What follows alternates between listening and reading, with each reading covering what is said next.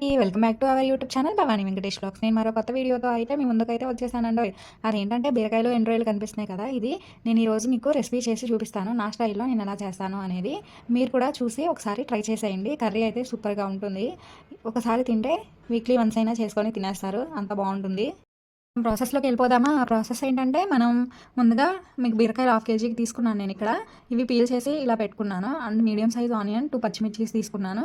మిర్చి ఎక్కువ ఉంటేనే బాగుంటుంది. ఇక్కడ నేను బీరకాయలని చిన్న చిన్న ముక్కలుగా కోసి పక్కకు పెట్టుకున్నాను. అండ్ ఆనియన్, పచ్చిమిర్చి కూడా కట్ చేసి పక్కకు పెట్టేసుకున్నాను.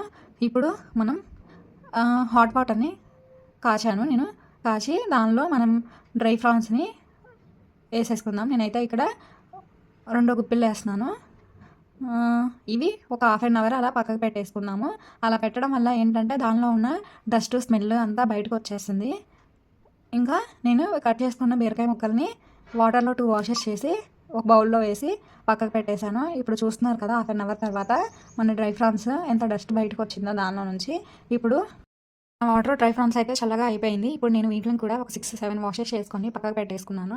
ఇప్పుడు ఇంకా మనం స్టవ్ ఆన్ చేసి ప్యాన్ పెడుతున్నాను. నేను ప్యాన్ హీట్ అయ్యాక మనం ఆయిల్ వేసుకున్నాము. ఆయిల్ అయితే నేను 3 టేబుల్ స్పూన్స్ వేసాను. ఇక్కడ కొలత ప్రకారం చెప్పాలంటే మా హస్బెండ్ అయితే ఆయిల్ తక్కువ తింటారు, ఎక్కువ వేస్తే బాగుంటుంది, కానీ నేనైతే తక్కువే వేసాను ఆయిల్.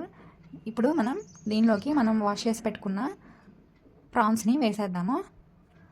కొంచెం దూరంగా ఉండి వేయాలి, ఎందుకంటే ఇవి అప్పుడే వాటర్లో నుంచి తీస్తాం కాబట్టి ఆయిల్ చింది చేతి మీద పడుతుంది.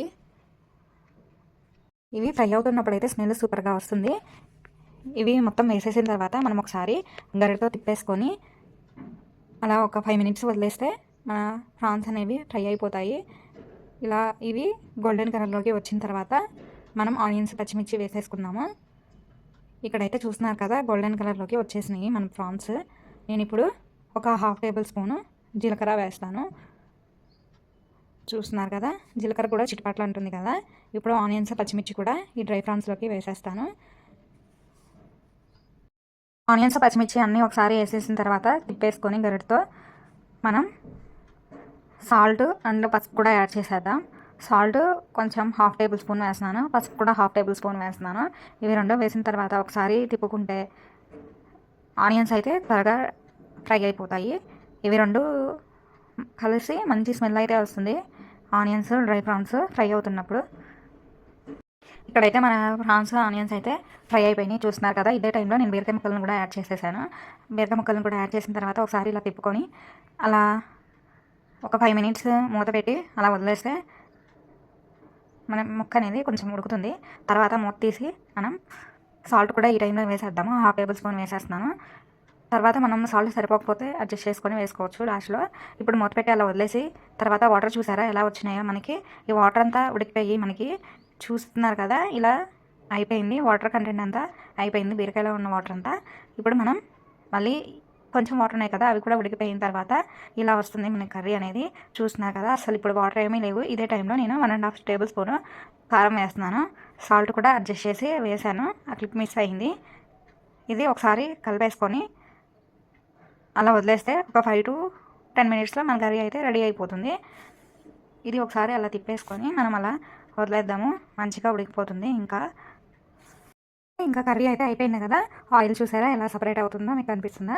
ఇంకా మనం ఒకసారి తిప్పేసుకొని కొత్తిమీర ఉంటే కొత్తిమీర యాడ్ వేసుకోవచ్చు.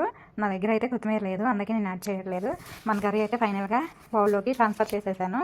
ఇప్పుడు నేను మీకు సర్వ్ చేసుకొని చూపిస్తాను రైస్లో ఎలా కలుస్తుంది అనేది కూడా.